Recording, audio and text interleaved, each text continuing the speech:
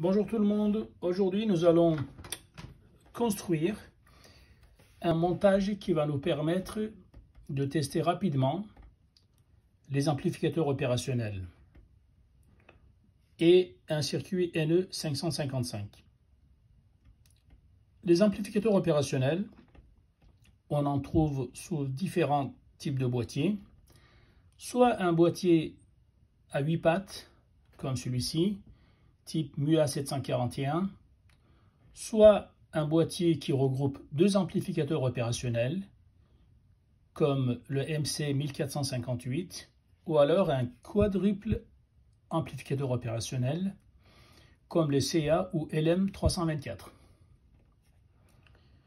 Souvent, on fait des montages et à la mise sous tension, on a des surprises.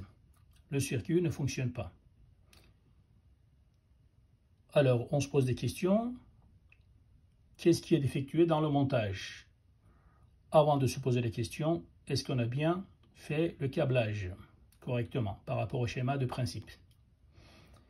Alors, il se trouve que des fois, sans avoir testé au préalable, un de nos circuits intégrés soit défectué avant le montage, comme les ampli-op ou le NE555, qui sont dans la plupart des cas les indispensables d'un montage électronique.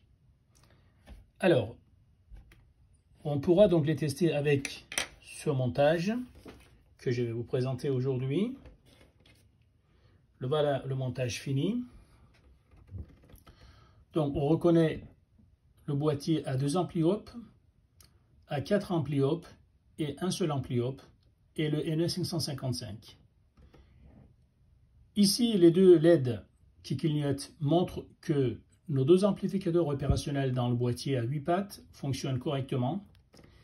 Ils sont montés en fait en oscillateur à basse fréquence, à peu près 1 Hz. Et ici, dans ce boîtier quadruple amplificateur opérationnel, on a 4 LED qui fonctionnent, que les 4 ampli-op fonctionnent à peu près correctement. Sauf celui-là, le 4e LED vert, clignote pas tout à fait normalement. Normalement, on doit avoir un rapport cyclique de 50%. On dirait qu'il fait des flashs, alors que le montage, les composants sont identiques aux autres circuits d'amplificateurs opérationnels.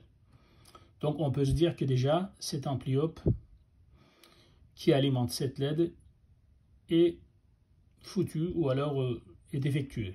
En revanche, on peut se contenter d'utiliser les 3 autres amplificateurs opérationnels sans problème. Et dans ce circuit, donc on voit que la LED clignote correctement. C'est un MUA741. Cela veut dire que ça fonctionne. Et cette LED verte nous indique que le NE555 fonctionne aussi correctement, puisque ça clignote convenablement par rapport aux composants discrets qu'on a mis sur le montage. Voilà le circuit théorique. C'est ce montage-là qui a été donc réalisé pour chaque ampli-op. Donc ici, on a 2 plus 4, 6, plus 1, 7. 7 montages identiques, sauf que les composants ne sont pas tous identiques. J'ai monté ce que j'ai trouvé sous la main. Pour la résistance R, j'ai pris des résistances comprises entre 22 et 47 kΩ. Et pour le condensateur C, j'ai pris un condensateur de 4,7 à 33 microfarad. Voilà. Par contre, après avoir monté le montage, je remarque que le circuit ne fonctionne pas correctement avec une alimentation simple. Il fallait donc faire une alimentation double. Le problème est vite résolu avec ce petit montage. Après la pile, on prend donc 2 résistances de 1 kΩ en série. On met 2 condensateurs en parallèle avec chaque résistance électrochimique de 100 microfarad. Le milieu de ces 2 résistances et de condensateurs, donc c'est la masse.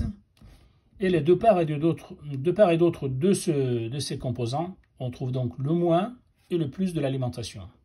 Donc on a bien une alimentation double. Et ça donne ça, ça fonctionne correctement. Voilà le MC1458. Voici le CA LM324 ou LM324. Voici le MUA741 et le NE555. Et voici la résistance et condensateur. Et voici encore une autre résistance et un condensateur qui assure l'alimentation double. Regardez bien, le plus par le haut. Et en bas, les deux lignes. La première ligne ici, c'est la masse. La deuxième ligne en bas, c'est le moins de l'alimentation. Donc, ce montage, une fois qu'il est monté sur une plaque à pastilles, va pouvoir nous permettre de tester rapidement un ampli-op, un double ampli-op, un quadruple ampli-op, ou un MUA741, ou alors un NE555, monté ici en multivibrateur, oscillateur. Bonne journée, à bientôt.